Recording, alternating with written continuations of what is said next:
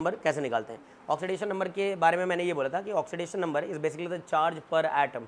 एक एटम पर कितना चार्ज आएगा जब वो एक अनकंपाउंडेड स्टेट से कंपाउंडेड स्टेट में बदल जाएगा, तो उसको हम कहते हैं उसका oxidation state.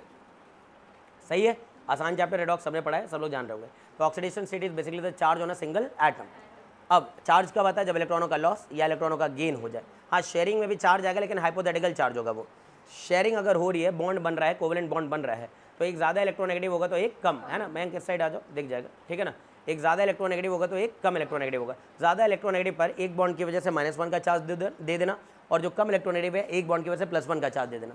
Double covalent bond है कहीं पर, तो जो ज़्यादा इलेक्ट्रोनेगेटिव है 2 बॉन्ड की वजह से -2 का चार्ज दे देना, और जो कम इलेक्ट्रोनेगेटिव है उस पर +2 का चार्ज। ट्रिपल बॉन्ड की वजह से -3 और +3 का चार्ज दिया जाता है। बोलो बात समझ आ रही है? हाँ या ना।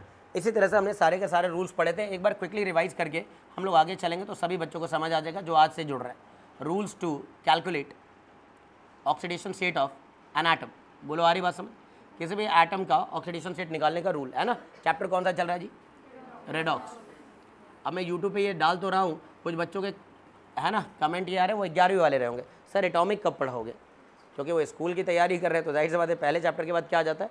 एटॉमिक। और हम तो ड्रॉप को पढ़ा रहे हैं। अब ड्रॉप में तो चीज़ें जो रिलेटेड है वही लेके चले जाते हैं। आ रही बात समझ? खैर, तो redox and equivalent concept chapter का नाम है। ये मेरे यहाँ चैप्टर 2 रहता है जी, है ना। क्योंकि मेरा मानना है कि जिस तरह से 11वीं 12वीं को पढ़ाया जाता है, उस तरह से अगर मैं पढ़ाने लगा तो कुछ भी रिलेट करके अच्छे क्वेश्चन को नहीं कर पाओगे तुम सब, ठीक है ना। Rules to calculate oxidation state में सबसे पहला रूल क्या था कि एल्कली मेटल का ऑक्सीडेशन स्टेट क्या हो सकता है।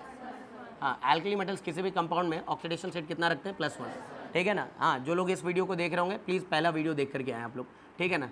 Alkaline earth metals, alkaline earth metals, alkaline earth metals का हमेशा ही ऑक्सीडेशन स्टेट कितना रहेगा? +2 रहेगा जी। बोलो आ रही बात समझ? तीसरा रूल ये था कि अगर आप फ्लोरीन की बात करें तो फ्लोरीन का ऑक्सीडेशन स्टेट कितना रहता है? -1 रहता है किसी भी कंपाउंड में एक्सेप्ट HOF। याद आ रहा है क्या? HOF का नाम था हाइपोफ्लोरस एसिड। यहाँ पर फ्लोरीन का ऑक्सीडेशन नंबर कितना था? फ्लोरीन का ऑक्सीडेशन स्टेट यहाँ पर +1 था। ये बात हुई है पिछले क्लास में। बोलो आ रही बात समझ? फोर्थ रूल मैंने ये दिया था कि एल्यूमिनियम का ऑक्सीडेशन स्टेट किसी भी कंपाउंड में कितना होता है? +3 होता है, क्योंकि एल्यूमिनियम पर 3 पॉजिटिव चार्ज आपको नजर आता है। अच्छा, याद रखिए ऑक्सीडेशन स्टेट का मतलब charge on a single atom है, एक एटम पे चार्ज इसका +3 है, ध्यान रखेंगे। नेक्स्ट अगर हम लोग बात करें इसके बाद, तो हमने रूल्स रिगार्डिंग हाइड्रोजन पढ़े थे, याद है क्या आप लोगों को? है ना। हाइड्रोजन के बारे में 2 बातें हुई। ये हो सकता है कि ये मेटल के साथ बॉन्ड बना ले, और हो सकता है ये नॉन मेटल्स के साथ बॉन्ड बना ले। देखिए, अगर ये मेटल के साथ जुड़ रहा है तो मेटल हमेशा, हाँ मेटल हमेशा इलेक्ट्रॉन देगा, तो मेटल पे पॉजिटिव चार्ज आएगा, लेकिन हाइड्रोजन इलेक्ट्रॉन ले लेगा तो इस पर नेगेटिव चार्ज आएगा। तो विथ मेटल्स इसका ऑक्सीडेशन स्टेट कितना आता है? -1 आता है। वही अगर ये किसी नॉन मेटल के साथ बॉन्ड बना ले तो नॉन मेटल्स के साथ इस पर पॉजिटिव चार्ज आएगा। मैंने समझाया था EN डिफरेंस से भी इसको समझा जा सकता था कि जितने भी नॉन मेटल हैं उसके इलेक्ट्रोनेगेटिविटी वैल्यू हाइड्रोजन से क्या है? ज़्यादा है। तो हाइड्रोजन से अगर ज़्यादा है तो उस पर कैसा चार्ज आएगा? -1 आएगा। बोलो आ रही बात समझ? इसके बाद है ना, नेक्स्ट रूल हमने पढ़ा था rules regarding oxygen, I guess ये पढ़ाया होगा मैंने। ऑक्सीजन से रिलेटेड हमारी कुछ बात हुई थी कि देखिए, अगर जनरल ऑक्सीडेशन स्टेट की बात करें तो इसका तो -2 होता है। ऑक्सीजन का जनरल ऑक्सीडेशन नंबर -2 होता है जी, ठीक है ना। लेकिन अगर मैं बात करूँ पेरोक्साइड में, किसमें बात करूँ? पेरोक्साइड। पेरोक्साइड में ऑक्सीडेशन नंबर -1 होता है। याद रखिए, पेरोक्साइड आयन किसको कहते थे हम लोग? O2 -। भाई 2 ऑक्सीजन पे 2 नेगेटिव चार्ज है, मतलब एक ऑक्सीजन पे 1 नेगेटिव चार्ज है। और याद कीजिए ऑक्सीडेशन स्टेट का मतलब होता है charge on a single atom, ठीक है ना। भाई तुम्हारा नाम क्या है? फ़हीम। अच्छा, आज ही बता रहा था, समीर अब्बास, है ना। फ़हीम अब्बास हो तुम, है कि नहीं? ठीक है, ठीक है, ठीक है ना। O2 है ना, -1। नेक्स्ट अगर मैं बात करूँ सुपर ऑक्साइड, सुपर ऑक्साइड पे कितना आता है जी? -1/2। बच्चों इसको कैसे रिप्रेजेंट करते हैं? O2 -1। बताओ 2 ऑक्सीजन पर कितना चार्ज है? -1 है। एक ऑक्सीजन पे कितना चार्ज है? -1/2 है, ध्यान रखेंगे। ओजोनॉइड की भी बात करी थी मैंने। ओजोनॉइड में ऑक्सीडेशन नंबर -1/3 आता है। ओजोनॉइड आयन होता है O3 -1। आप खुद देखें 3 ऑक्सीजन पर कितना नेगेटिव चार्ज है? -1 है। तो एक ऑक्सीजन पर कितना चार्ज है?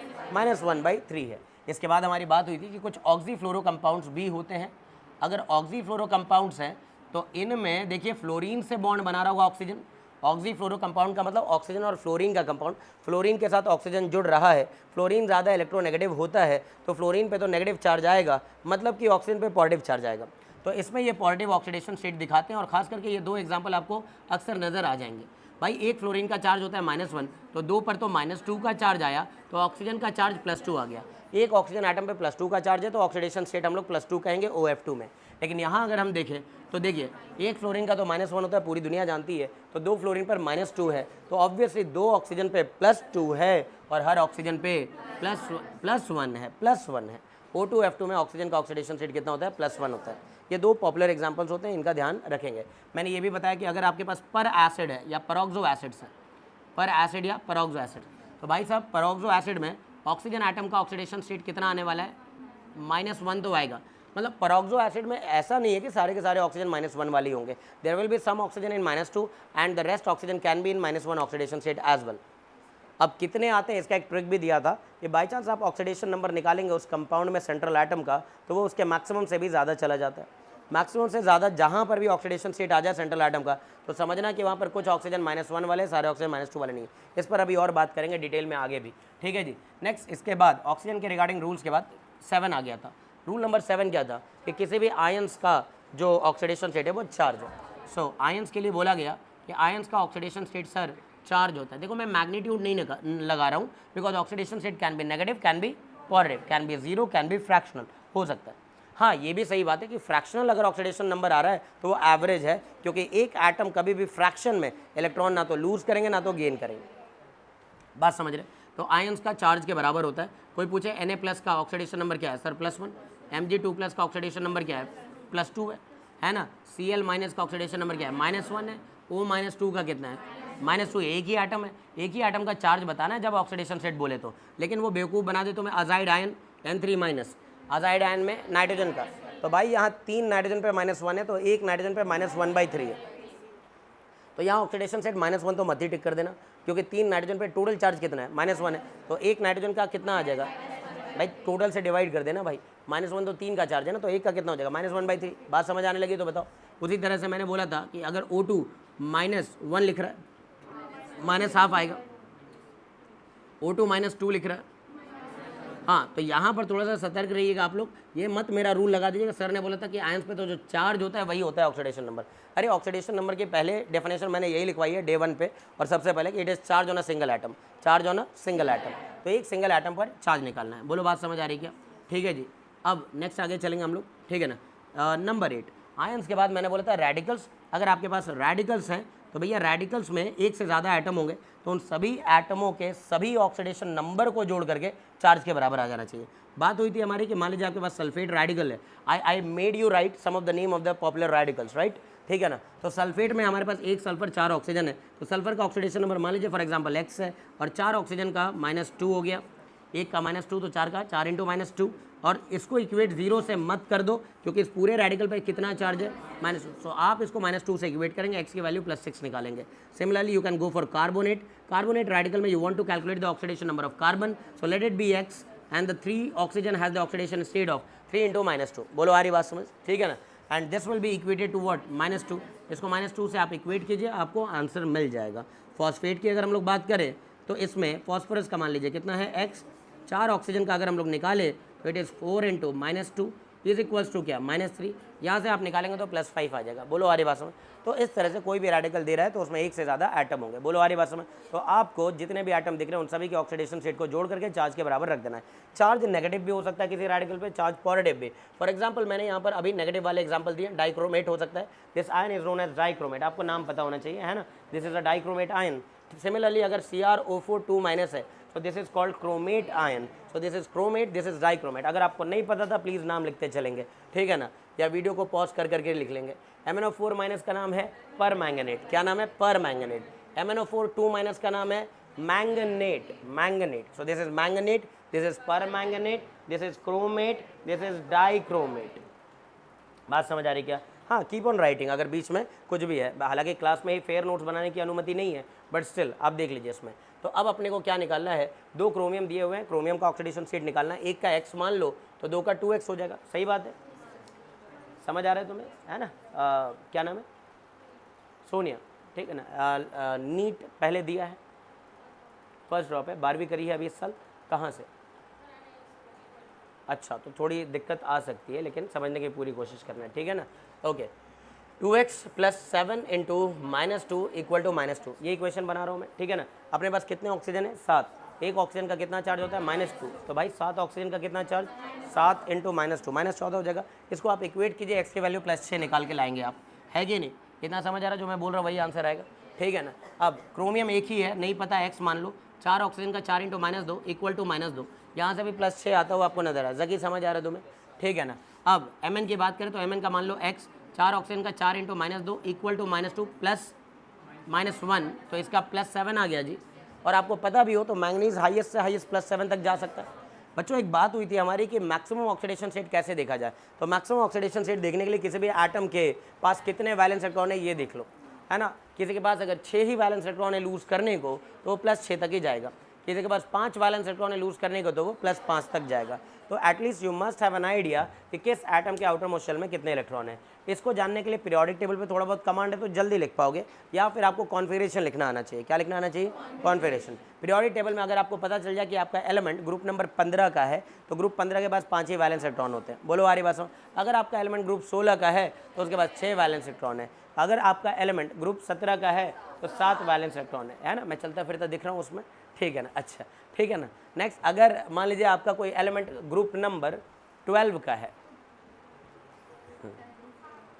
12 वैलेंस इलेक्ट्रॉन है ना। मैं जिंक ग्रुप नंबर 12 कहाँ आता है? डी ब्लॉक में आता है ना। उनके आउटर मोस्ट शेल में है ना।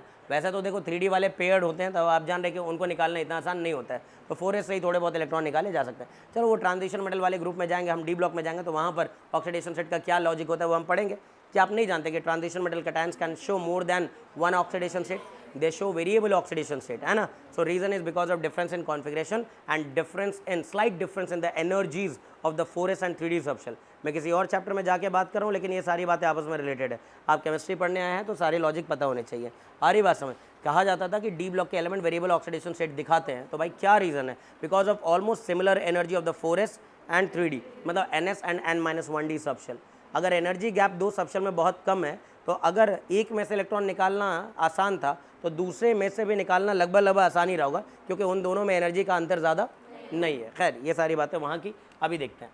MnO4 2- मैंगनेट, x मान लेते हैं, 4 × -2 इक्वल टू -2 +6 आ जाएगा। सो इन रेडिकल्स का मैंने नाम बताया।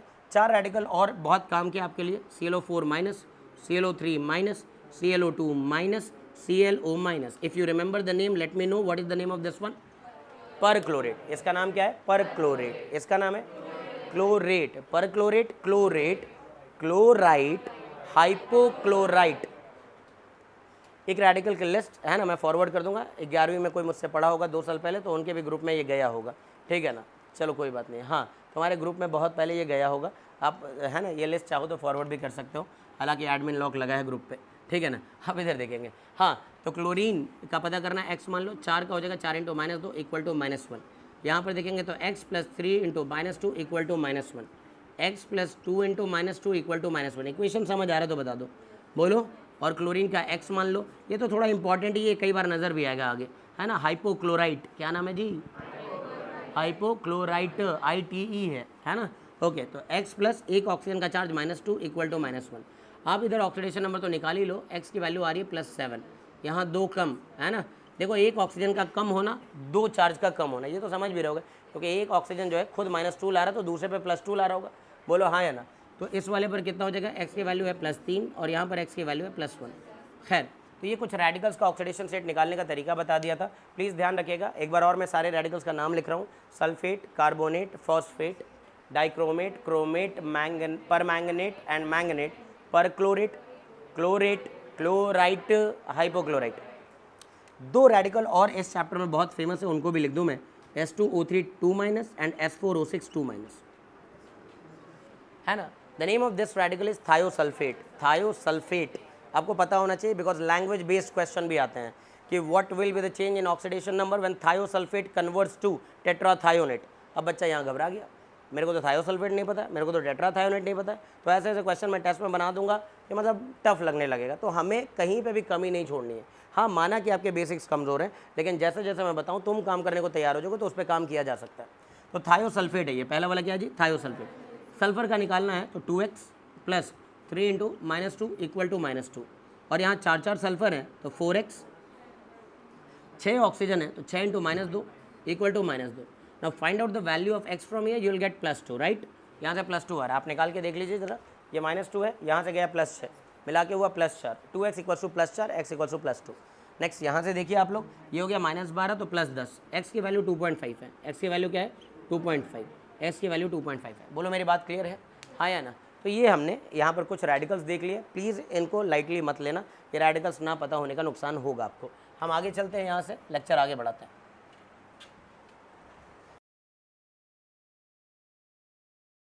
रूल नंबर 8 क्या था हमारा कि किसी भी कंपाउंड के अंदर जितने भी एटम हैं उनका ऑक्सीडेशन स्टेट मिला करके 0 आ जाना चाहिए।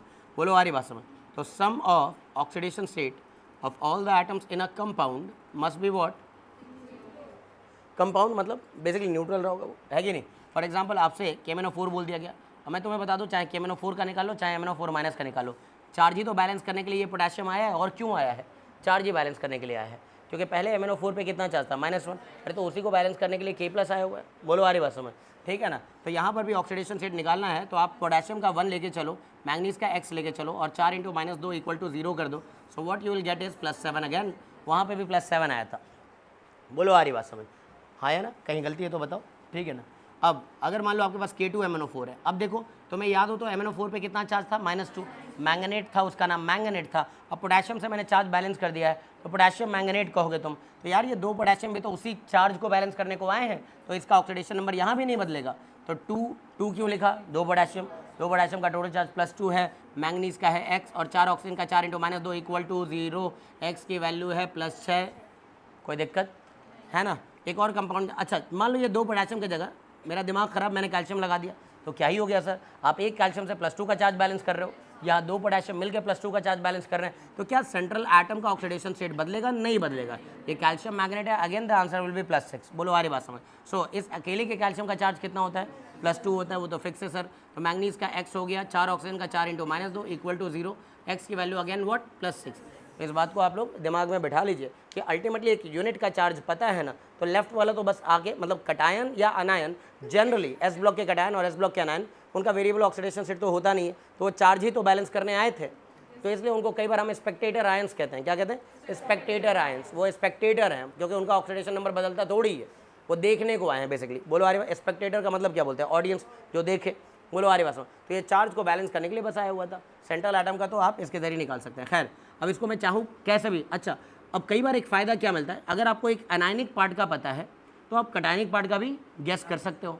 जैसे मान लो आयरन, अब मेरे को पता है आयरन का तो वेरिएबल होता है, आयरन का वेरिएबल है, आयरन +2 भी हो सकता है और +3 पर, तो इसका अंदाज़ा लग जाएगा इसके नेगेटिव पार्ट को देख करके, यार ये जो है ना इस पूरे का तो -2 आना चाहिए। तो भाई साहब अगर इसका -2 आना चाहिए तो आयरन पर कितना होना चाहिए, +2, और आयरन +2 पे तो उसको फेरस कहा जाता है, आयरन +3 पे तो फेरिक कहा जाता है। प्लीज़ ध्यान से सुन लेना है ना अगर पढ़ने वाले बच्चे हो तो आयरन का तो हो गया 2, इसका हो गया x, 4 × -2 = 0, again the value of x is what +6, and let me right the name of this salt, this is ferrous manganate, ferrous manganate, ये हो गया कैल्शियम मैंगनेट, ये हो गया पोटेशियम मैंगनेट, ये पर मैंगनेट था, पोटेशियम पर मैंगनेट। बोलो आ रही बात समझ। तो अल्टीमेटली ये सब ना कहीं मेरा मानना है रेडॉक्स जो है वो रिलेटेड है क्लास 9 से थोड़ा बहुत, कि कटायन अनायन का चार्ज पता हो, सॉल्ट बनाना तरीका आना चाहिए। बोलो आ रही बात समझ।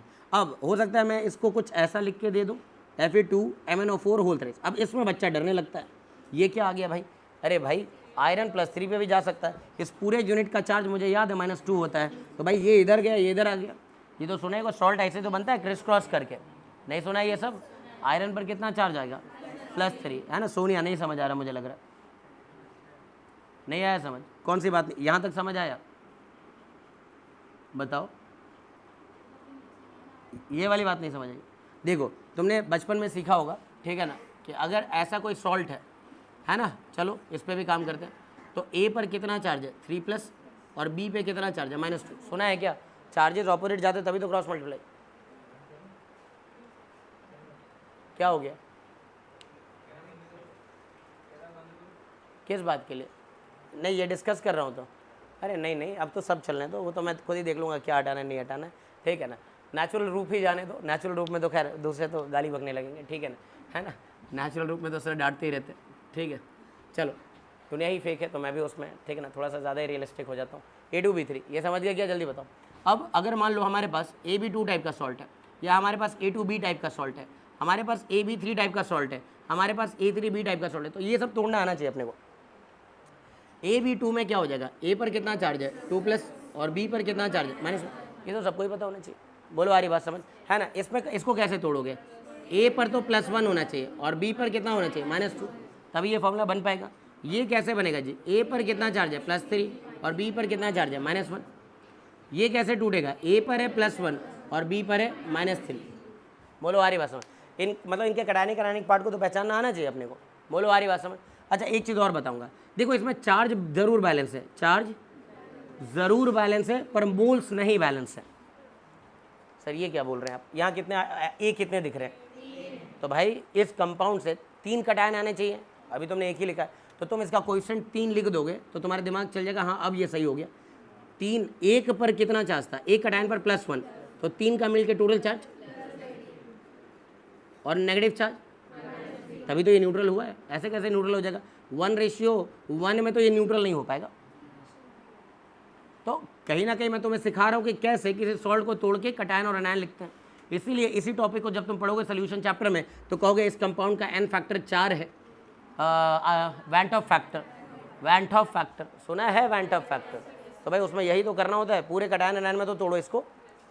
बात समझ आने लगी मैं क्या बोल रहा हूँ, ठीक है ना साकिब, आ रहा है समझ, बोलते रहना भाई, है ना। इसमें क्या करना होगा, एक कटायन देगा ये 3 अनायन देगा। अच्छा ये काम भी नहीं आया ना, एक और चैप्टर बर्बाद हो जाएगा, आयनिक इक्विलिब्रियम KSP का एक्सप्रेशन, है ना। सॉल्युबिलिटी अनसॉल्युबिलिटी प्रोडक्ट ही लिखना नहीं आएगा तुम लोग को, आ रही बात समझ। तो कम से कम इतने तो कॉन्सेप्ट्स बने हुए हों, नहीं बनाया तो सब कुछ देख के चलो, है ना। यहाँ पर कितने ए हैं 2, तो यहाँ 2 लिख दो, अब बैलेंस होगा 2 × 1 +2 चार्ज -2 चार्ज, ये यहाँ 2 लिखना होगा +2 और -2 चार्ज, ये यहाँ 2 लिखना होगा, यहाँ 3 लिखना होगा। चेक करो बैलेंस हो गया, 2 3 6 पॉजिटिव, 3 दूना 6 नेगेटिव। तो बेसिकली ये तोड़ना आना चाहिए। अगर इतना तोड़ना आ गया है तो चलो इसको तोड़ दो, AXB, एक तो कटायन आएगा जी, A वाला कटायन आएगा, B वाला अनायन आएगा। कटायन कितना चार्ज लेके बैठा होगा, Y पॉजिटिव, अनायन कितना चार्ज लेके बैठा होगा, X नेगेटिव, और मोल्स को बैलेंस करना है। किसको बैलेंस करना है, तो X मोल तो इसके होंगे और Y मोल्स इसको, इतना तोड़ना आना चाहिए भाई। बोलो आ रही बात समझ। तो ज़्यादातर केस में है ना, अगर ये नीचे के नंबर्स अलग अलग हैं, नीचे के नंबर्स जैसे यहाँ 3 1 है, यहाँ 2 1 है, नीचे के नंबर्स अलग हैं, तो इधर वाला चार्ज इसका होता है, इधर वाला चार्ज इसका होता है। बोलो आ रही बात समझ। तो यहाँ से अब मेरे को पता चल गया कि ये आयरन जो है +3 वाला है। आयरन कौन से वाला है, ध्यान से सुनना वरना इस चैप्टर में आसान सवाल भी टफ हो जाएंगे, ठीक है ना। आयरन पर अकेले का चार्ज कितना है, +3 का। तो इसका मतलब है कि आपको तो Mn का ही निकालना था। तो इक्वेशन बनाने वाला बच्चा कैसे बनेगा मैं वो बता रहा हूँ। हालांकि मैं तुम्हें अभी सिखा चुका हूँ कि ये भी स्पेक्टेटर ही तो आयन है, हमें बताना किसका है, Mn का। तो इसके अनायन से भी बता दो तो वही आंसर आता। इसका अनायन क्या बनेगा, MnO4 2-, यहाँ से इस पर कितना चार्ज आ रहा है +6, तो हर जगह +6 ही तो आएगा।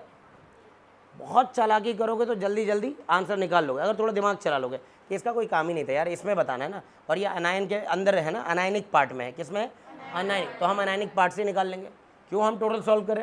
लेकिन फिर भी अगर आपका मन ही है कि सर इक्वेशन बनाइए तो ठीक है जी। 2 आयरन का चार्ज हो गया 2 × +3, कितने Mn है, गलत फहमी है तुम्हारी, 3 है Mn। बोलो है ना, 3 Mn, कितने ऑक्सीजन है 12, तो 12 × -2 = 0। अब तुम इक्वेशन बना के सॉल्व करने वाले बच्चे हो तो ऐसे कर लेना भाई। बोलो आ रही बात समझ। ये कितना हो गया 6, ये हो गया 3x, ये हो गया -24 = 0। अरे 3x + 18 है, 3x = +18, x = +6, आया कि नहीं आया। पर क्या तुम मानते हो कि हमने इसमें टाइम ख़राब किया है, बिल्कुल सर, है ना। आप तो इसको सर ऐसे कर सकते थे कि आयरन वाले पार्ट को अलग कीजिए, अनायन वाले पार्ट को अलग कीजिए और यहीं से बताइए कि ये +6 आ रहा होगा। हमें तो इसका ही बताना था, हम क्यों पूरे सॉल्ट से सॉल्व कर ले, हम अनायन को अलग करके सॉल्व करेंगे। तो यहाँ से हम बोलेंगे x था, 4 × -2 था, = -2 है। लो भैया यहाँ से भी तो आ ही गया। तो कई बार दिमाग अपना काम कर जाता है। जैसे मैं तुम्हें बता रहा हूँ इस पर हाइपोथेटिकल क्वेश्चन कैसे बनाया जा सकता है। बनाने वाला कुछ ऐसा चार्ज ऐसा कंपाउंड बना रहा कि Ca, देखना ध्यान से, CaM है ना, O4 टाइप का कोई कंपाउंड है, CaMO4, बस इतना ही बोल दिया। अब तू बता M का ऑक्सीडेशन नंबर क्या है। तो कई बच्चों को ये टफ लग रहा है, +6 आएगा, नहीं समझे तुम, ये बढ़िया सवाल हो गया। इस तरह से हाइपोथेटिकल क्वेश्चन बना दिए जाते हैं। तो इसका मतलब मैं इसको तोड़ दूंगा, इसको अगर तोड़ दूँ किस में, कटायन में और अनायन में, तो कैल्शियम टूट के अलग +2 और MO4 टाइप का कोई ये है ना अनायनिक पार्ट आ गया, जिसमें मुझे किसका बताना था, M का। तो मैं पूरे से भी चाहो तो तुम पूरे से कर सकते हो, मना नहीं है, मना नहीं है बिल्कुल। बोलो आ रही बात समझ। -2 का टोटल चार्ज आएगा इस पर, यही ना। तो अब यहाँ से M का बताना था, तो x + 4 × -2 = -2, तो x की वैल्यू कितनी आ गई, +6।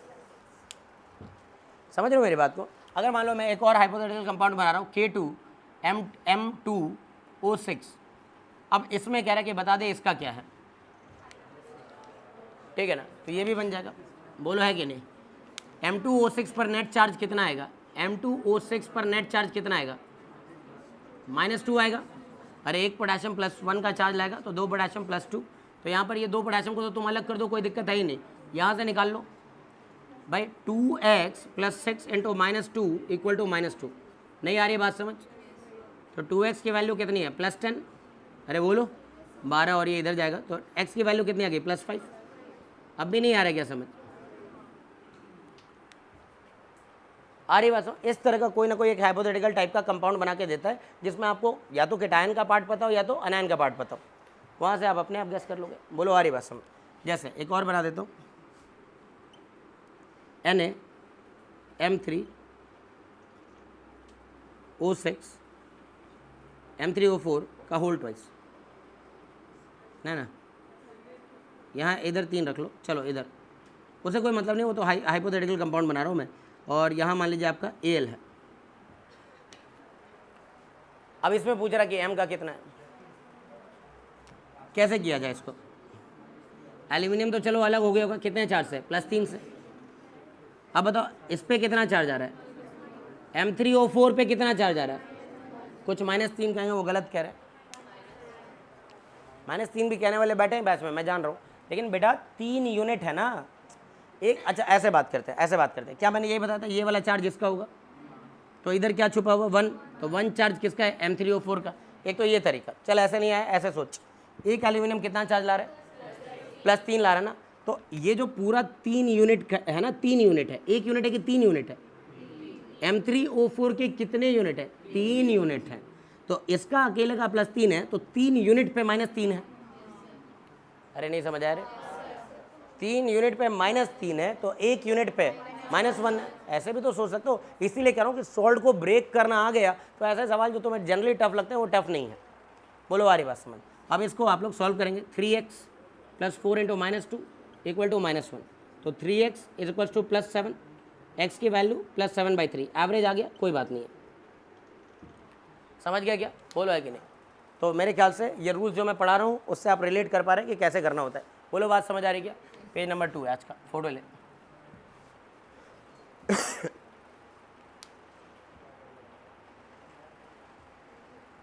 लेवल सारे रूल्स कवर अप कर लिए हैं, ठीक है जी। अब इस पर बहुत सारे, अब हमें क्वेश्चन प्रैक्टिस करना है और उसके बाद हम चलेंगे कि रिडक्शन और ऑक्सीडेशन का क्या मतलब है। तो चलिए आइए ऑक्सीडेशन नंबर निकालते हैं हम लोग। मान लीजिए मैंने सल्फ्यूरिक एसिड दे दिया, मैंने सल्फेट दे दिया, प्लीज़ बताएंगे oxidation number, calculate the oxidation number, और जितनी तेज़ी से निकाल सको बच्चों। K2SO4 CaSO4 Al2SO4 whole thrice. कुछ यहाँ पर है ना इतना तगड़ा कॉन्सेप्ट मिलेगा कि अपना टाइम बचाया जा सकता है। हर जगह किसका बताना है, सल्फर का ही बताना है, सल्फर का ही, ठीक है ना। क्या रियलाइज़ हुआ इस सवाल को सॉल्व करके, क्या रियलाइज़ हुआ सर। देखिए जो ऑक्सीडेशन नंबर सेंट्रल एटम का ऑक्सो एसिड में आ रहा है, ये ऑक्सी एसिड है, ऑक्सीडेशन नंबर निकालना है, 2 का 2 लिख दो, सल्फर का x लिख दो, 4 का -8 लिख लो, = 0 कर दो, x की वैल्यू +6 है। बोलो आगे ना बच्चों, हम लोग तो ये x वाला मेथड लगाते भी नहीं थे। हम कैसे करते थे, सुनना, एक हाइड्रोजन का +1 होता है तो 2 हाइड्रोजन का कितना हो जाएगा, +2, 2 हाइड्रोजन का कितना हो जाएगा, सल्फर का x, तो इस पर -8, अरे ये -8 है, ये +2 है, तो मिला करके -6 है, तो इसमें +6 आएगा, तभी तो चार्ज बैलेंस होगा। हम ऐसे क्या करते थे, हम एक्स वाला मेथड लगाते नहीं थे, पर चलो शुरुआत में कर लो, लेकिन इस मेथड को अपनाओगे तो जल्दी जल्दी ऑक्सीडेशन नंबर निकाल पाओगे। अब इसको कैसे करते थे सर आप, देखिए इक्वेशन बनाएंगे तो ऐसे बनाएंगे, x + 4 × -2 = -2 और x की वैल्यू +6। ये समझ आ रहा है, जहाँ नहीं आएगा हाथ उठा के पूछ लेना। बोलो आ रही बात समझ। अब इसको कैसे सोचना चाहिए, देखो ऐसे सोचो, 4 ऑक्सीजन दिख रहा है, 4 ऑक्सीजन का चार्ज कितना आता है, -8, 4 ऑक्सीजन का चार्ज -8 है ना, तो सल्फर पे इतना चार्ज लाना है, इतना चार्ज लाना है कि वो और ये मिलकर -2 रह जाए, तो +6 रख दो। अरे -8 है तो +6 रख दो, मिलकर के -2 जिंदा रहेगा। इसमें भी देखो मैं पेन नहीं चला रहा हूँ, मैं अपने तरीके बता रहा हूँ मैं कैसे ऑक्सीडेशन नंबर जल्दी निकालता हूँ। बोलो आ रही बात समझ। इस वाले में भी यही करना है, इसका +2, इसका -8, +2 -8 -6, तो इसमें +6 ही आएगा। नहीं आया समझ? एक पोटेशियम का कितना होता है +1, कितने पोटेशियम है 2 का कितना +2, बोलते रहना 2 का कितना +2, 4 ऑक्सीजन का कितना -8, +2 -8, +2 -8 -6, तो सल्फर पे +6 है ना। कैल्शियम का कितना +2, इसका कितना -8, +2 -8 -6, इस पर कितना +6। क्यों एक्स वाला मेथड लगा के टाइम वेस्ट करना है भाई। अब इस वाले में भी अब एक नियम सीख लिया हम लोगों ने, जो ऑक्सीडेशन स्टेट सेंट्रल एटम का एसिड में आएगा वही उसके अनायन में आएगा, वही उसके दुनिया के किसी भी सॉल्ट में आएगा। तो ये कौन सा है, कैल्शियम सल्फेट +6, एल्यूमिनियम सल्फेट +6 है ना, पोटैश आलम +6। जाओ मैं नहीं सॉल्व कर रहा, मैं नहीं एक्स बना रहा हूँ, कोई मेथड नहीं बना रहा हूँ, इसमें इक्वेशन बना के पागल हो जाओगे। बोलो आ रही बात समझ। और ये एनसीईआरटी एक्सरसाइज का ही कोई ना कोई सवाल है, जाकर के देख लेना। बोलो आ रही बात समझ, ठीक है ना। रेडॉक्स में अब इस तरह से जब कॉन्सेप्ट आ गया ना तो किसी पे भी कर सकते हो, है कि नहीं। जैसा मैंने दे दिया एक दूसरा एसिड HNO3 नाइट्रिक एसिड, तो नाइट्रिक एसिड का आना है नाइट्रेट, नाइट्रिक एसिड का आना है नाइट्रेट, नाइट्रेट का कोई भी salt, potassium nitrate, sodium nitrate, calcium nitrate. क्या मैं फॉर्मूला सही सही लिख रहा हूँ, चेक करो। इससे तुम 2 काम कर रहे हो एक साथ, है ना। एसिड, उसका अनायन और उसके सॉल्ट बनाने का तरीका भी सीख लिया। अबे पोटेशियम पे +1 होता है तो -1 से बैलेंस हो जाएगा, सोडियम पे भी +1 होता है तो -1 से बैलेंस हो जाएगा, कैल्शियम पे +2 होता है तो क्रॉस मल्टीप्लाई हो जाएगा। एल्यूमिनियम नाइट्रेट का फॉर्मूला क्या बनेगा, होल थ्राइस हो जाएगा। अरे नहीं हो जाएगा क्या, अनायन पे -1 है, कटायन पे +3 है, क्रॉस मल्टीप्लाई हो जाएगा, AB3 टाइप का सॉल्ट बन जाएगा। बोलो ना यार, यस सर। तो हर जगह बताओ इसमें कितना आ रहा है +5, यहाँ भी कितना है +5, इधर भी कितना है, इधर भी कितना है, हर जगह कितना है। तो बस ये जान जाओगे तो कौन कह रहा है तुम्हें पेन चलाना पड़ेगा किसी भी क्वेश्चन में। बोलो आ रही बात समझ। कोई एक्स वाला इक्वेशन नहीं बनाना है, समझे क्या, ठीक है ना। कॉन्सेप्ट दे दिया मैंने, ये याद रख सकते हो। कॉन्सेप्ट ये है कि जो ऑक्सीडेशन स्टेट सेंट्रल एटम का एसिड में होगा वही होगा अनायन में, वही होगा सॉल्ट में। बोलो आगे बात समझ। एक और एसिड उठाते हैं, ठीक है ना। इस तरह से एसिड और उसके अनायन समझ गया। सल्फ्यूरिक से बना सल्फेट, नाइट्रिक से बना नाइट्रेट। अब नाइट्रिक का ही एक छोटा भाई है नाइट्रस, बोलो है कि नहीं। एक ऑक्सीजन कम कर दो तो एक एसिड का भाई अस हो जाएगा, बोलो है कि नहीं, नाइट्रस। और नाइट्रस एसिड का अनायन नाइट्राइट, अरे ये नाइट्रेट और ये नाइट्राइट, रेडिकल के लिस्ट में ऐड करता रहियो, है ना। ये नाइट्रेट तो ये क्या है nitrite, potassium nitrite, sodium nitrite, formula सही बना रहा हूँ क्या मैं, है ना। मैग्नीशियम नाइट्राइट, है ना। और अगर ये लिख दिया मैंने FeNO3 का होल NO2 का होल ट्वाइस, तो आयरन कौन सा वाला था, +2 वाला ही था, और फेरस नाइट्राइट था, हाँ। और NO2 का होल थ्राइस फेरिक नाइट्राइट था। बोलो आ रही बात समझ। सबका चार्ज निकाल लोगे क्या, कितना आया +3, यहाँ भी, इधर भी, हर जगह, हाँ समझ आ गया होगा। बोलो आ रही बात समझ, +3 है। अब इसी तरह से अगर मान लो मेरे पास ऑक्सैलिक एसिड है H2C2O4, ऑक्सैलिक एसिड है क्या है H2C2O4, इसका याद रखो। एक्चुअल फॉर्मूला देखो ये हाइड्रेटेड होता है, .2H2O भी लिखा होता है, ये याद रखना। तो इसका मोलर मास 90 और 18 126 होता है। हाइड्रेटेड वाले का 126 आएगा ना, है ना। इसका तो 90 आता है मोलर मास, और 36 और जोड़ दीजिए, कितना हो जा रहा है वैसे 90 और 36 126 सही बताया, ठीक है ना। हाँ ऑक्सैलिक एसिड हो गया तो इसका अनायन ऑक्सलेट, बोलो इससे बना हुआ सोडियम ऑक्सलेट, सही फॉर्मूला बना रहे हो क्या। पोटेशियम ऑक्सलेट K2C2O4, सही फॉर्मूला नहीं बनाओगे इस चैप्टर में तो दिक्कत आएगी। फेरस ऑक्सलेट, बोलो सॉल्ट, बोलो फॉर्मूला Fe, क्यों होल ट्वाइस मारूंगा इतना। अरे आयरन पे तो +2 ही होता है, फेरस वाले आयरन पर +2 होता है। फ़हीम ध्यान से देख लो, है ना। बेसिक्स अगर वीक है तो भाई ठीक है ना, यही सीखने को मिलेगी। स्पीड मेरी ज़्यादा लग रही हो वो एक अलग बात है, कहाँ पढ़े हुए हो। अच्छा है ना, चलो मैं उनके बारे में क्या बोलूँ, ठीक है ना। फेरस ऑक्सलेट FeC2O4, ठीक है ना। फेरिक ऑक्सलेट में क्रॉस मल्टीप्लाई कर दो, बोलो आ रही बात समझ। Fe2C2O4 whole thrice ferric oxalate. ये नहीं समझोगे ना तो एक बड़ा ही पॉपुलर क्वेश्चन इसमें आने वाला है आगे। पोटेशियम परमैंगनेट को डाला गया फेरस ऑक्सलेट में, तो बताना है कि n फैक्टर और इक्विवेलेंट मास क्या है। बड़ा ही फेमस क्वेश्चन है, तो बच्चे को समझ में तो आना चाहिए, ठीक है ना। कि फेरस ऑक्सलेट का फॉर्मूला ही क्या था, ठीक है। अब चलो बताओ, इसमें बताएंगे क्या है ये +3 आएगा, चेक कर लो तुम। अरे -8 +2, -8 +2 -6, तो 2 कार्बन पे +6, 2 कार्बन पे +6 आना चाहिए ना। एक कार्बन में +3 आना चाहिए, बोलो हाँ कि ना, ठीक है ना। इस वाले में भी, इधर भी, हर जगह आयरन का +2, यहाँ आयरन का और कार्बन का, हाँ ये सब आना चाहिए बिल्कुल ढंग से, बिल्कुल आ रही बात समझ, ठीक है ना। अब इसी तरह से अगर मान लो हमारे पास यहाँ पर है फॉस्फोरिक एसिड। अच्छा ये 3 एसिड को भी पहचान ही रहो तुम सब, वैसे तो इनके n फैक्टर की दुनिया में बात होती है ना, n फैक्टर की दुनिया में इनका अलग ही स्थान है, सब लोग जान ही रहोगे, बोलो है कि नहीं। हाँ अब इसमें अगर हम देखें तो ये है आपका फॉस्फोरिक एसिड, कितने H+ ज़्यादा देता है, 3 H+ देता है, तो इसका अनायन कुछ ऐसा बन जाएगा PO4 3-, यही बनेगा। ये ज़्यादा कितने H+ देता है, 2 H+ देता है, 2 H+ ज़्यादा देगा तो एक H बचेगा PO3 और 2-। अनायन बनाना भी सीख लो भैया, अरे H+ हटेगा तो +1 का चार्ज हटेगा, तो सामने वाले पे -1 चार्ज आएगा, 2 H+ हटेगा तो +2 का चार्ज हटेगा, तो सामने वाले पे -2 चार्ज आएगा। तो इसके 3 में से कितने हटाए गए हैं, 2, तो 2 हटा दिए गए, एक जिंदा रहेगा, तो एक हाइड्रोजन दिखाया मैंने, P दिखाया, O3 दिखाया, और 2 H+ हटे तो 2 नेगेटिव चार्ज आएगा। इस वाले में एक ही हटेगा तो H PO2-, ये इसका अनायन है, बोलो हाँ या ना, बात समझ आ गई क्या। तो क्या ऑक्सीडेशन नंबर बदल गया होगा सेंट्रल एटम का, नहीं बदलता है।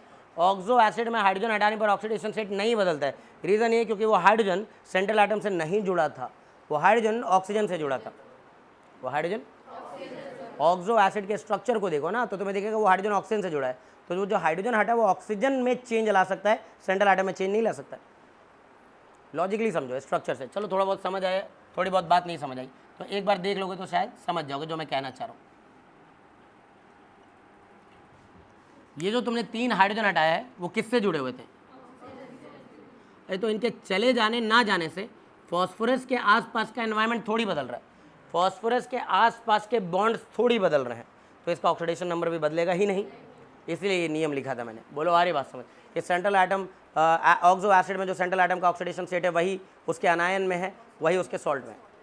अनलेस कि सेंट्रल एटम से जुड़ा हुआ कोई एटम हट जाए या सेंट्रल एटम से ही जुड़ा हुआ कोई एटम और आ जाए तब ऑक्सीडेशन नंबर में चेंज आता है। बोलो आ रही बात समझ, हाँ या ना, ये बात क्लियर हो रही है क्या, ध्यान से समझना है, ठीक है ना। अब बताएंगे ज़रा, इसका ऑक्सीडेशन नंबर निकालोगे तो +5 आ रहा होगा, चेक करो। इसका नाम है फॉस्फोरिक एसिड या ऑर्थोफॉस्फोरिक एसिड, ये दोनों नाम एक ही है, फॉस्फोरिक एसिड या नहीं पता है तो देखते रहें, ठीक है ना। क्या हो गया बताओ, लास्ट वाला नहीं दिख रहा है, H3PO2 का एक ही H हटाया है ना, इसमें से 2 नहीं हटाया है, एक ही देता है ये, लो बना देता हूँ, बना दिया।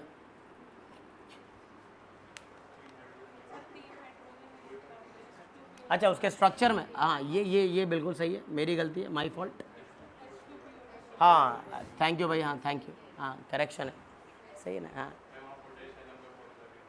गलत लिख दिया कि पोटेशियम का formula K2SO4 Al2SO4 whole thrice, ठीक है ना, .24H2, अरे ठीक है ना। देखो बैच में पढ़ाने का ये फ़ायदा मिलता है ना, गलतियों को साथ साथ एडिट कर सकते हैं, ठीक है ना। हाँ वीडियो नहीं एडिट करूँगा, गलती है तो है, ठीक है ना, वो मिसप्रिंट तो होता ही रहता है, ठीक है ना। और बच्चों को खुशी मिल रही है जिसका मैं तो वो करते रहना चाहिए, ठीक है ना, ठीक है ना, ये समझो ज़रा ध्यान से, ठीक है ना। तो फॉस्फोरिक एसिड में फॉस्फोरस का ऑक्सीडेशन नंबर क्या है, +5, और यहाँ पर भी क्या आएगा +5, यहाँ पर भी क्या आएगा +5, ठीक है ना। यहाँ पर क्या रहा है +3, यहाँ पर भी क्या रहा है +3। इसका नाम मैंने बोला फॉस्फोरिक एसिड ऑर्थोफॉस्फोरिक, इसका नाम है फॉस्फोरस एसिड ऑर्थोफॉस्फोरस, बोलो हमारी बात समझ, ठीक है ना, फॉस्फोरस। या इसका एक और नाम है फॉस्फोनिक एसिड, क्या नाम है, फॉस्फोनिक एसिड। मैं क्यों ये नाम ले रहा हूँ, आ जाएगा पेपर में, what is the oxidation state of phosphorus in phosphonic acid, पता ही नहीं है फॉस्फोनिक एसिड क्या है, H3PO3, बोलो आ रही बात समझ, H3PO3 फॉस्फोनिक। और इस वाले का नाम है फॉस्फेनिक, क्या नाम है, फॉस्फेनिक एसिड, फॉस्फेनिक एसिड। तो फॉस्फेनिक एसिड में +1 आ रहा होगा, चेक करो आ रहा है कि नहीं आ रहा है +1, अरे बोलो हाँ या ना, ठीक है ना। अब इस वाले पर चेक करोगे तो ये कितना आ जाएगा, +1 ही तो आ जाएगा। इस वाले का भी देख लो कितना आ रहा है, +1 आ गया ना समझ सबको, जल्दी बताइए, ठीक है। अब यहाँ से आप कई अनायन बना सकते हो, जैसे sodium phosphate Na3PO4, aluminium phosphate AlPO4, अरे बात समझ, कैल्शियम फॉस्फेट Ca3, अरे अनायन -3 चार्ज वाला है और कटायन +2 चार्ज वाला है, क्रॉस मल्टीप्लाई होगा कि नहीं होगा, बोलो आ रही बात समझ, ठीक है ना। तो इन सभी पर फॉस्फोरस का पूछा जाएगा तो मेरा आंसर होगा +5, यहाँ पर भी क्या आएगा? अच्छा, इसका एक डिस्प्रपोर्शनेशन रिएक्शन में ये एक नज़र आएगा इनमें से, सोडियम है ना, डाईहाइड्रोजन फॉस्फाइड, ये आ जाएगा NH2PO2। तो यहाँ पर फॉस्फोरस का ऑक्सीडेशन नंबर कितना आ रहा है बोलो? +1 ही तो आएगा, और क्या, इसी से तो बना है ये। बोलो आ रही बस। ठीक है, क्या इसमें कोई दिक्कत है किसी को?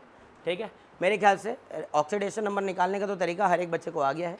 दूसरी बात कि इसमें एक नियम सीख लिया कि जो सेंट्रल आइटम का ऑक्सीडेशन स्टेट आएगा एसिड में, वही आएगा उसके एनायन में, वही आएगा उसके सॉल्ट्स में, है ना। और कुछ जो पॉपुलर एग्जांपल्स है वो मैं कई बार क्लास में रख ही देता हूँ, मैं अभी भी रख दे रहा हूँ, एक बार चेक कर लो। पेज नंबर क्या है वैसे ही?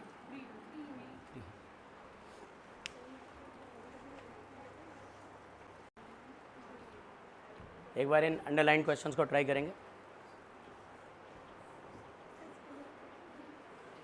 ठीक है, ट्राई कर लिया सबने? चलो मैच करो अपने आंसर। मैं डायरेक्ट लिखूँ या क्या चाहते हो? इक्वेशन डायरेक्ट ना, कौन इक्वेशन बनाए इतना, है कि नहीं? हाँ, ऐसे ही बच्चे चाहिए होते हैं बैच में टीचर को। आ रही बात समझ? 3 हाइड्रोजन का +3, इसका -2, तो मिला करके +1, इस पर -1। चेक करो ना यार। हाँ सर, अपने साथ साथ टिक करो। पता है क्या होता है, कई मैंने ऐसे बच्चे तैयार किए हैं जिन्होंने ट्राई किया है, बाकायदा उन्होंने आंसर भी लिखा हुआ है, समझे। और जैसे ही टीचर सॉल्व करें ना, कितने गलत हुए कितने सही, वो चेक कर लेते उतने देर में ही। ये नहीं कि मन ही मन कर लिया हाँ इसका तो ये होगा, इस तरह से अपने आप को चेक नहीं कर पाओगे भाई कि मन में कर लिया इसका आंसर ये आना चाहिए। ऐसे तो बाद में फिर समझ नहीं पाओगे ना कि सही हुआ कि गलत हुआ। खैर, इसमें देखो -3 आ गया होगा। एक हाइड्रोजन का +1 लेना है नॉन मेटल के साथ, तो +3 हो गया, -3 हो गया। इसका -2 आ गया होगा, इसका -1/3 आ गया, है ना। हाँ, एक हाइड्रोजन का कितना? +1, तो 3 नाइट्रोजन पे कितना? -1, हर नाइट्रोजन पे कितना? -1/3। हाँ, ये भी वही चीज़ है, -1/3 आ जाएगा। ये भी वही चीज़ है, लेड अजाइड +2 आएगा, -1 आएगा, तो -1/3। बहुत ही पॉपुलर क्वेश्चन है, लेड अजाइड में नाइट्रोजन का ऑक्सीडेशन नंबर। NO2+ की बात करें, हाँ सुनो, 2 ऑक्सीजन का चार्ज,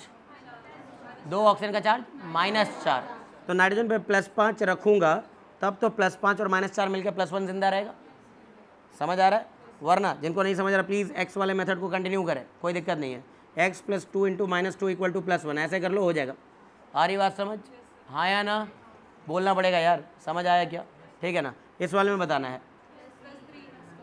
कितना है खालिद, मैं कान के नीचे लगा दूंगा।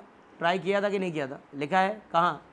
नंबरिंग करके लिख लेते ना भाई, है ना। -4 और इस पर कितना करना होगा? +3, -4 +3 मिला दो, -1 आ जाएगा। सही है। अब H2O2 में ये देखो, +1 हो जाएगा, +2 हो जाएगा, -2 हो जाएगा, -1 हो जाएगा। हाइड्रोजन पेरोक्साइड OF2 में -1 -2 तो +2। चार्ज बैलेंस करना और कुछ नहीं करना है। अरे मेरे बोलने लिखने का तरीका समझ आने लगा? बोलो हाँ या ना। इस वाले में पोटेशियम का +1, 2 ऑक्सीजन पे -1, एक पर कितना आ जाएगा? -1/2। एक सोडियम पे +1, 2 का +2, तो 2 पर -2, हर एक पर -1। नहीं आया समझ? अरे नहीं आया समझ? आ गया समझ। KO3 में एक का +1, तो इसका -1/3, है ना। एक फ्लोरीन का -1 -2 +2 +1, 2 से डिवाइड भी कर दिया। बोलो हाँ के ना। एक फ्लोरीन का कितना? -1, 2 का कितना? तो 2 ऑक्सीजन पे कितना? +2, पर यहाँ कितने ऑक्सीजन है? 2, तो एक का निकालने के लिए 2 से डिवाइड। इसका तो +1/2 आना चाहिए, बोलो है कि नहीं। और इस वाले का क्यों -6 नहीं बोलोगे तुम? 0 O3, है ना। एलिमेंटल फॉर्म है, क्या है? एलिमेंटल फॉर्म में तो 0 होता है ना, है ना। ऑक्सीजन भैया ऑक्सीजन से जुड़ा है, क्या चार्ज आएगा उस पर? बात क्लियर है? बोलो है कि नहीं।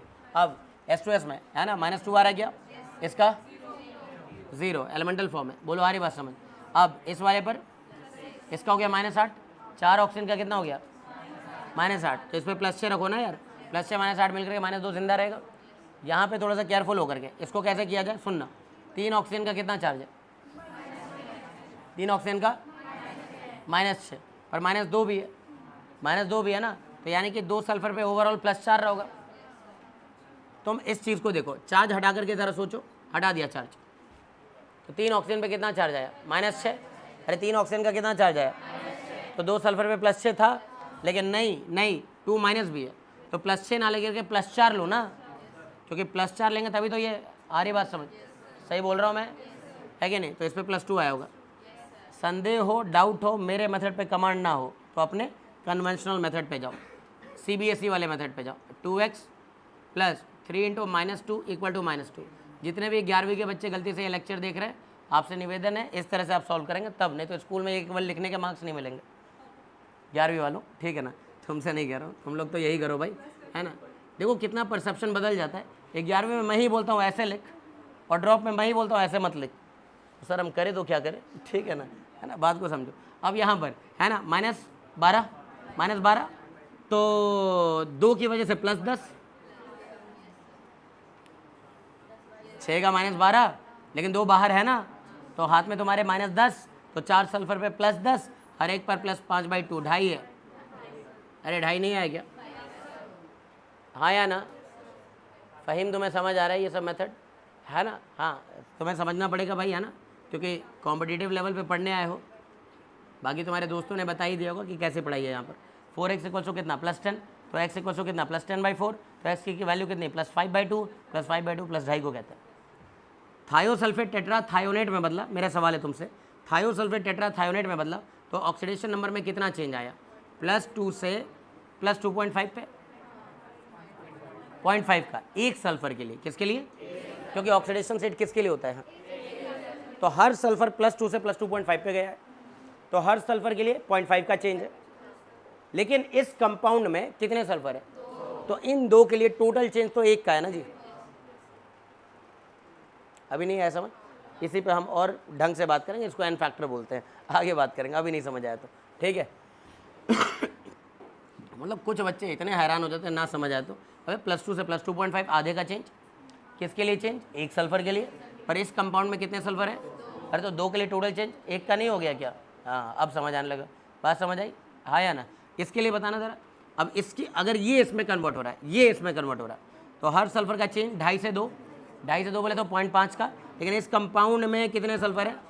तो 4 के लिए टोटल चेंज 2 का। यही एन फैक्टर कहलाता है। ये ट्रिक है एन फैक्टर निकालने का, अगर रेडॉक्स चेंज आया तो।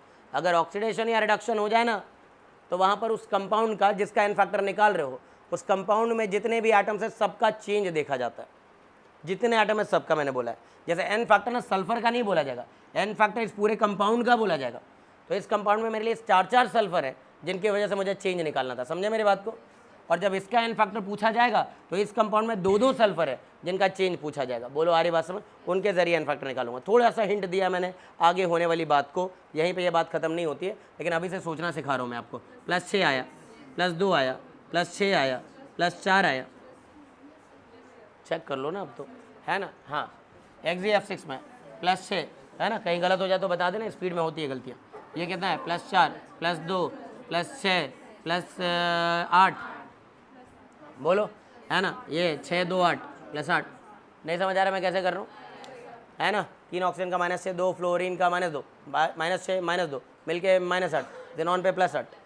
समझ आ गया क्या? कोई एक्स वाला मेथड मत लगाओ, ऐसे स्पीड बढ़ ही नहीं सकती तुम्हारी। बोलो आ रही बात समझ? हाँ, कॉम्प्लेक्स क्वेश्चन है और लग रहा है कि नहीं यहाँ पे मार्क्स लूज मेरे को नहीं कर रहा है, तो कंफर्म कर लो। इसीलिए कहते हैं कि स्पीड जब ज़्यादा रहेगी ना, तो एक ही क्वेश्चन को 2 बार भी चेक कर लोगे। अब स्पीड ही स्लो है तो भैया, है ना, 1 मिनट तो लगा दिए यही एक्स वाले मेथड में, तो ऐसे दिक्कत हो जाएगी, ठीक है ना? ऑस्मियम टेट्राऑक्साइड +8, बोलो हाँ कि ना? 4 ऑक्सीजन का -8, तो इस पर +8, और ये +2। ये इस कंपाउंड को कोई पहचानता है क्या? हाँ, अभी पढ़े हुए तो बच्चे बताएंगे जो पिछले ही ड्रॉप में थे। पायरोल्यूसाइड, पायरोल्यूसाइड KMnO4 किस ओर से बनता है? पायरोल्यूसाइड MnO2 से बनाना शुरू किया था, याद आ रहा है क्या? +4 से पहले स्टेप में उसको +6 पे ले जाते हैं, मैग्नेट बनाते हैं और फिर उसको परमैग्नेट तक ऑक्सीडाइज करते हैं। याद आ रहा है? ठीक है ना? डी ब्लॉक में, है ना, पायरोल्यूसाइड बोलते हैं। जो अभी भी 12वीं मुझसे पढ़े उनको थोड़ा बहुत तो याद रहेगा। Mn2O7, है ना? ऐसा शर्माने की बात नहीं, कोई बात नहीं है ना? इधर देखो, गलत हो गया क्या तुम्हारा, है ना? इसका बताओ, तुम लोग क्यों बता रहे हो? उसको टाइम लगेगा ना, उसका प्रोसेसर थोड़ा स्लो है। +7 लगेगा, है ना? 7 ऑक्सीजन का -14 हो जाएगा, तो 2 मैंगनीज पे +14 हो जाएगा, हर मैंगनीज पे +7 हो जाएगा। बात क्लियर? इस वाले में +8/3 फ्रैक्शनल चार्ज आएगा, बोलो है कि नहीं, है ना? 4 ऑक्सीजन का कितना? -8, 3 मैंगनीज पे कितना? +8, हर मैंगनीज पे कितना? +8/3, +8/3। अब इस वाले पे चलते हैं। -4 है तो इस पर आएगा +4, इसका हो गया -8, इसका हो गया +1, -8 +1 -7 +7, चार्ज बैलेंस। बोलो आ रही बात समझ? इस वाले पे चलेंगे तो -8 +2 -6 +6, चार्ज बैलेंस। बोलो आ रही बात समझ? इस वाले पे चलेंगे तो -2, इस पर आएगा +2। जितनी जल्दी ऑक्सीडेशन नंबर निकालोगे, आगे रेडॉक्स बैलेंसिंग तेज़ी से होना है, इक्विवेलेंट मास तेज़ी से निकलना है, एन फैक्टर तेज़ी से निकलना है। तो सारा खेल ऑक्सीडेशन नंबर ही है इस चैप्टर में, और उसमें थोड़ा सा कैलकुलेशन स्पीड में होना चाहिए अपना। बोलो आ रही बात समझ? हाँ जी, CrF6 +6 है क्या, है ना? डी ब्लॉक का और फेमस कंपाउंड है कि क्रोमियम तो भाई 6 फ्लोरीन के साथ बॉन्ड बना पाता है, मैंगनीज 7 फ्लोरीन के साथ क्यों नहीं बना पाता? अपने हाईएस्ट ऑक्सीडेशन स्टेट पे जाने के लिए। बड़ा ही पॉपुलर क्वेश्चन है ये। आ रही बात समझ? आप लोगों ने शायद ये सब पढ़ा भी होगा। खैर, CrO3 की बात करें तो कितना हो जाएगा? +6, इसका कितना हो जाएगा? +3, है ना। क्वेश्चन बनाने के पैटर्न देखो, यहाँ सारे डी ब्लॉक वाले उठाए मैंने, उठाया है ना, वहाँ सारे आयोडीन वाले उठा लिए, सारे जिनॉन वाले उठा लिए, सारे सल्फर वाले, ठीक है ना। कि मतलब ये नहीं कह रहा हूँ कि इसको रट लो, ये नहीं कह रहा हूँ, पर इतना है कि ऑक्सीडेशन स्टेट किसका कहाँ से कहाँ तक जा सकता है इसका तो आइडिया लग ही जाएगा। बोलो आ रही बात समझ, है ना।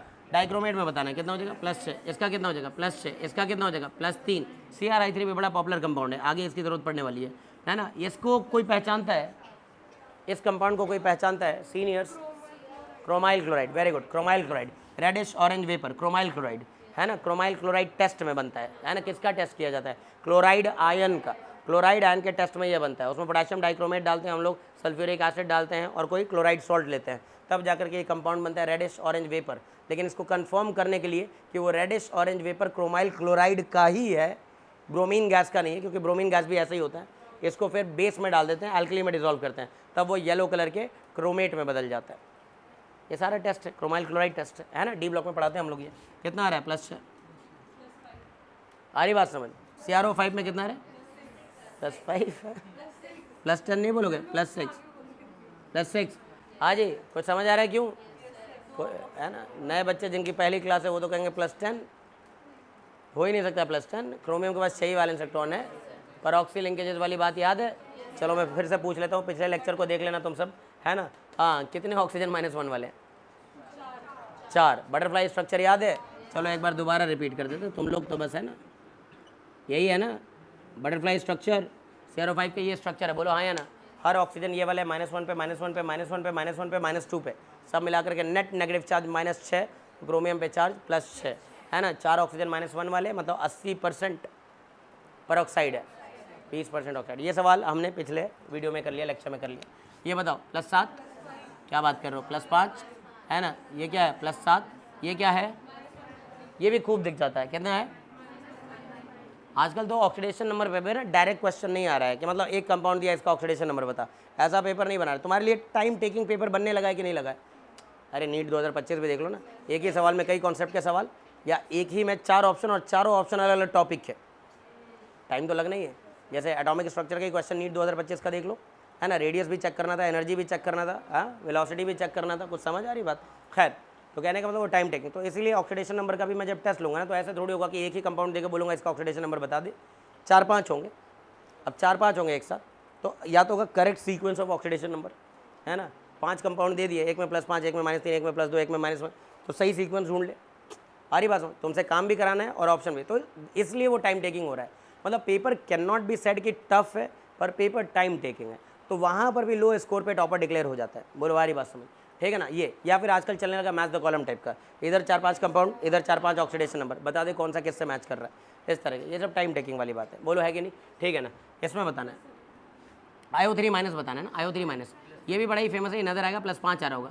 बोलो आ रही बात समझ, है ना। x + 3 × -2 = -1, +5 आएगा। I2 का, IOCl3 का +5, -3 -2 +5, है ना। I3 -1/3, ये वाला।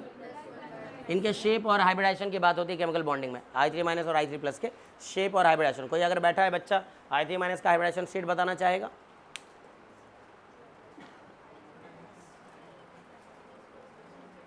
What is the hybridisation state of iodine in I3-? कोई भी एक बच्चा, रीड्रॉपर पढ़ रहे हैं यहाँ पर, बताओ।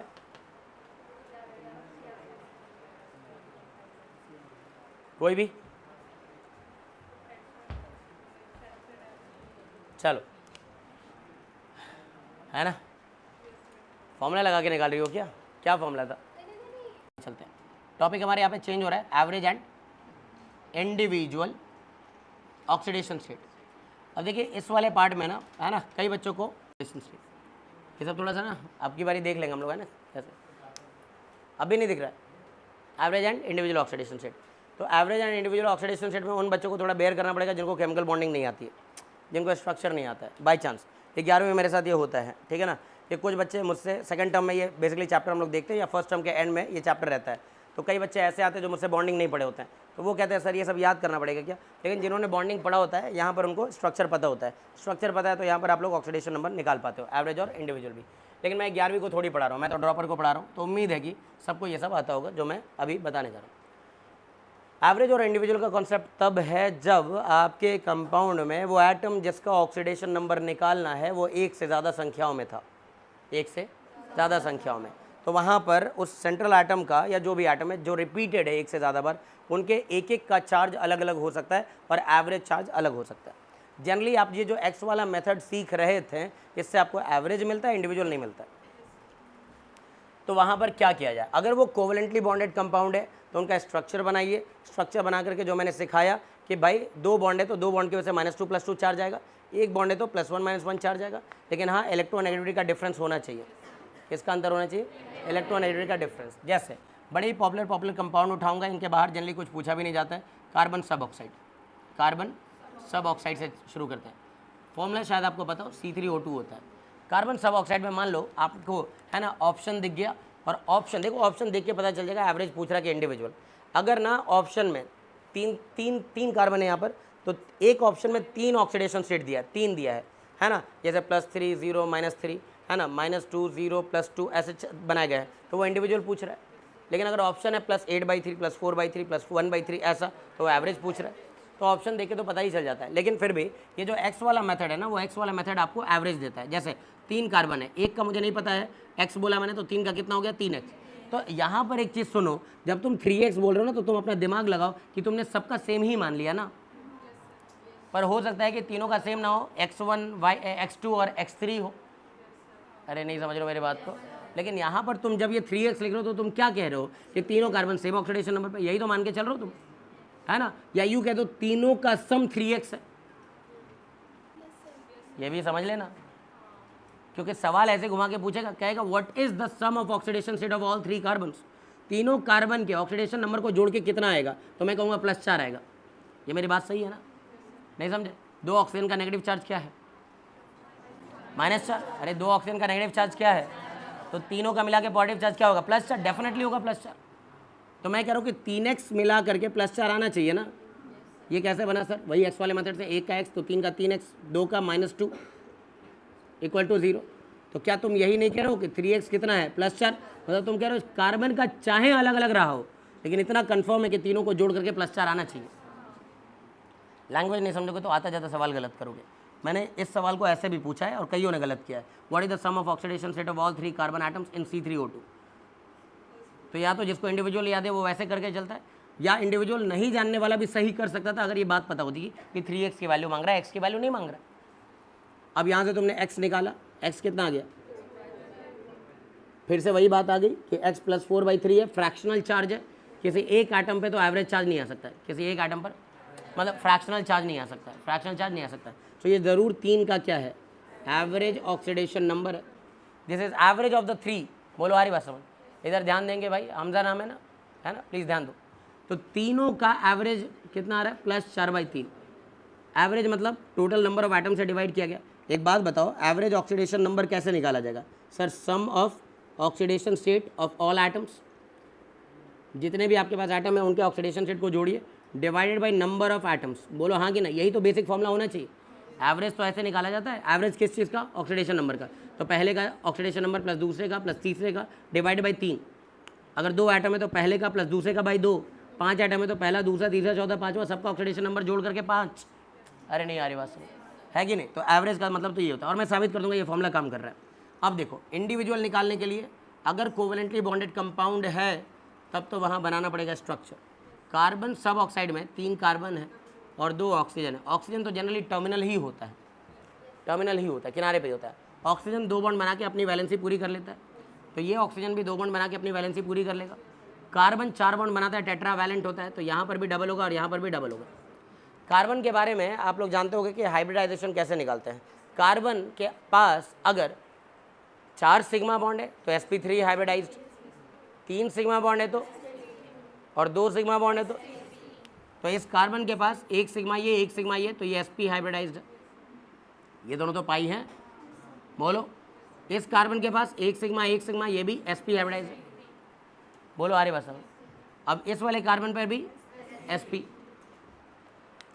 बोलो आ रही बात समझ? तो इसका मतलब है तीनों कार्बन का परसेंटेज एस कैरेक्टर 50-50% मतलब सेम, और जब परसेंटेज एस कैरेक्टर सेम है तो इलेक्ट्रॉन नेगेटिविटी का डिफरेंस नहीं है। हाइब्रिडाइजेशन अलग तो इलेक्ट्रोनेगेटिविटी अलग। बोलो, शायद आप लोग जानते होंगे कि electronegativity is directly proportional to percentage as character. Chemical bonding में या पीरियोडिक टेबल में एप्लीकेशन ऑफ इलेक्ट्रोनेगेटिविटी में पढ़ाते हैं ये सब। बोलो आ रही बात समझ। और परसेंटेज एज कैरेक्टर आप कैसे निकाल सकते हो, है ना, डिफरेंट हाइब्रिड ऑर्बिटल में अलग अलग एस कैरेक्टर होता है। आपके पास 3 हाइब्रिड ऑर्बिटल मान लो sp है, sp2 है और sp3 टाइप का ऑर्बिटल है, तो इसमें s का फ्रैक्शन कितना है 1/2। s का फ्रैक्शन मतलब 2 ऑर्बिटल मिक्स हुए हैं s का और p का, उसमें से s का परसेंटेज निकालना है, तो s का फ्रैक्शन कितना है 1/2। तो 1/2 को किससे मल्टीप्लाई करना है 100 से, तो ये कितना परसेंट हो जाएगा 50। हाँ भाई किनकी 1/3 इसका मल्टीप्लाइड बाई, तो इसका कितना परसेंट बना, इसका कितना परसेंट बना, अगले का कितना परसेंट बना, बोल दो हाँ या ना। तो ये हमने क्या निकाल लिया परसेंटेज कैरेक्टर। मतलब इलेक्ट्रोनेगेटिविटी सबसे ज़्यादा किसकी होती है sp की, फिर sp2 की और फिर sp3। बाई चांस 2 कार्बन जुड़े हुए लेकिन दोनों का ही हाइब्रिडाइजेशन स्टेट अलग है, तो उनके बीच में कुछ इलेक्ट्रोनेगेटिविटी का डिफरेंस है और उनका बॉन्ड भी पोलराइज होगा, उनके बॉन्ड के वजह से भी चार्जेस आएंगे। यहाँ चार्ज क्यों नहीं आ रहा, कार्बन कार्बन कार्बन पे आपस में चार्ज क्यों नहीं आ रहा, क्योंकि इनमें कोई इलेक्ट्रोनेगेटिविटी का डिफरेंस। कंसेप्ट क्लियर हुआ। अब लेकिन कार्बन ऑक्सीजन में तो डिफरेंस है जी, ऑक्सीजन ज़्यादा इलेक्ट्रोनेगेटिविटी, तो 2 बॉन्ड की वजह से -2 और इस पर कितना +2। क्या ये बॉन्ड तोड़ूँ मैं ना, क्योंकि सेम इलेक्ट्रोनेगेटिविटी, ये भी नहीं टूटेगा। लास्ट वाला पॉलराइज होगा -2 और +2, कंप्लीटली आयनाइज करके आयनिक मानते हुए बताना है। तो बीच वाले पर कितना चार्ज आएगा, लो भाई अब देखो इंडिविजुअल चार्ज कितना आ रहा है +2 0 +2, तीनों का चार्ज कितना होगा +4। एवरेज निकालोगे तो +4/3 आ जाएगा। अरे बोलो, एक का कितना है +2, अगले का कितना है 0, अगले का कितना है +2, टोटल कितना चार्ज है +4, कितने आइटम है 3, तो एवरेज हो गया +4/3।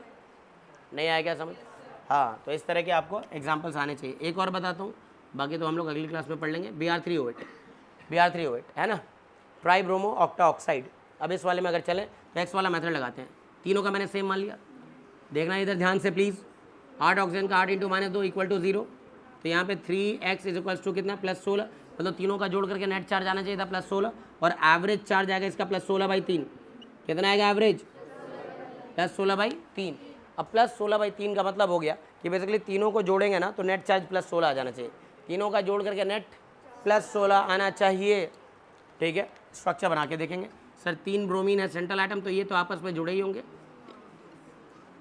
और सिमेट्रिकली पहले आपको जब केमिकल बॉन्डिंग पढ़ाया गया होगा, लुईस डॉट स्ट्रक्चर बनाना टीचर ने सिखाया होगा कभी 11th में, तो आपको कहा गया होगा कि सिमेट्रिकली अरेंज कर लो पहले आइटम को, है ना। सिमेट्रिकली अरेंज करने के बाद ही तो बॉन्ड बनाना है। बोलो आ रही बात। तो सिमेट्रिकल अरेंजमेंट तो यही आएगा। और फिर ऑक्सीजन किनारे पर है तो 2 बॉन्ड बनाता ही बनाता है। बोलो आगे बात समझ, हाँ या ना। अरे ये बात क्लियर है, जल्दी बताइए। अब चार्ज निकालेंगे इस पर कितना चार्ज आएगा -2 -2 -2 +6, 3 जगह से +2 आ गया भाई। बीच वाले पर कितना चार्ज आ रहा है, 2 जगह से आ रहा है -2 बोले तो +4, और इधर से आ रहा है तो कितना आ रहा है +6। इंडिविजुअल कितना हो गया 6 4 6 बोले तो कितना +16, तो इसका मतलब हो गया कि इंडिविजुअल मिल गया 6 4 और 6। Individual oxidation state will be +6 +4 +6। तो इसका जब मैं एवरेज ऑक्सीडेशन नंबर निकालूंगा तो ये 16/3 प्रूव हो गया कि नहीं हो गया, ये बता दो पहले। तुमसे ये इंडिविजुअल भी पूछा जाएगा। बोलो आ रही बात समझ, क्या है इतनी कहानी क्लियर है क्या, ठीक है ना। एक और देख के चले जाओ, उसमें भी ज़्यादा दिमाग नहीं लगेगा। तीसरा टेट्राथायोनिक एसिड, क्या दिख रहा है क्या ये कैमरे में, टेट्राथायोनिक एसिड, इसका फॉर्मूला होता है H2S4O6। तुम्हें याद हो तो टेट्राथायोनेट मैंने लिखवाया था S4O6 2-। और तुम जान रहे हो कि जो इंडिविजुअल ऑक्सीडेशन स्टेट चारों सल्फर का यहाँ होगा वही वहाँ भी होगा S4O6 2- में भी, चाहे उसका सॉल्ट दे दे Na2S4O6 सोडियम टेट्राथायोनेट, तब भी वही आंसर है। वो थोड़ा बहुत चेंज करके पूछ सकता है, ये मत कहना सर ने आपने रजिस्टर में तो ये लिखवाया है, आपने Na2S4O6 थोड़ी लिखवाया। अरे भाई कॉन्सेप्ट तो वही दिया, वही बात है। तो इसका जब स्ट्रक्चर बनाएंगे तो कितने सल्फर है बताओ 4। अच्छा पहले एवरेज निकालते हैं। 2 हाइड्रोजन का 2 चार्ज हो गया +2 हो गया, 4 सल्फर का 4x, 6 का 6 × -2 = 0। अरे तो x की वैल्यू बोलना +10 +2.5, एवरेज है कि नहीं है ये, मतलब चारों का मिला करके +10 आना चाहिए, चारों का मिला करके +10 आना चाहिए। एक का हो गया 2.5। बोलो आ रही बात समझ, स्ट्रक्चर बनाइए और ढूंढिए। एसिड है 4 सल्फर का, सिमेट्रिकली 6 ऑक्सीजन रखने का मतलब है 3 इधर रख देंगे और 3 इधर रख देंगे, ये सिमेट्रिकली हो गया। एसिड में हाइड्रोजन ऑक्सीजन से जुड़ा होगा, जोड़ दिया। सल्फर है ना, हाँ 2 4 6 कोई भी बॉन्ड बना सकते हैं, ये तो जान ही रहे हम लोग, है ना। अब निकाल लेते हैं यहाँ पर, इस पर कितना चार्ज आता है उन्हें दरार, -2 + 2 -2 + 2 -1 + 1 +5। सिमेट्रिकल है तो इस पर भी कितना आएगा, बीच वाले पर 0, बीच वाले पर 0, कोई पोलराइज नहीं होगा। क्यों नहीं पोलराइज हो रहा, हाइब्रिडाइजेशन सेम है, इस पर 2 लोन पेयर भी है, sp3 हाइब्रिडाइज ये भी आएगा, sp3 हाइब्रिडाइज ये भी आएगा, और 4 सिग्मा बॉन्ड की वजह से sp3 ये भी था, sp3 ये भी था, तो इनमें कोई पोलराइजेशन नहीं है। अब बताओ इंडिविजुअल कितना पाया गया, +5 किनारे वाले का, फिर 0 फिर 0 फिर +5, सब मिला के कितना आ गया, +10, और एवरेज कितना हो गया, +10/4 +2.5। बात क्लियर है क्या? क्या यहाँ तक हम लोग काम कर लेंगे, ये बताओ। अगली क्लास में मैं पढ़ाऊंगा आपको, ठीक है ना। एवरेज इंडिविजुअल तो चल ही रहा है, पर ऑक्साइड्स का केस करेंगे, ठीक है ना, मिक्स ऑक्साइड का केस करेंगे, और फिर उसके बाद ऑक्सीडेशन रिडक्शन का मतलब